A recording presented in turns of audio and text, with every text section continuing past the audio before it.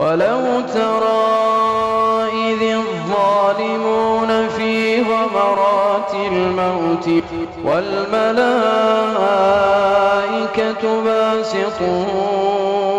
أيديهم أخرجوا أنفسكم اليوم تجزون عذاب الهون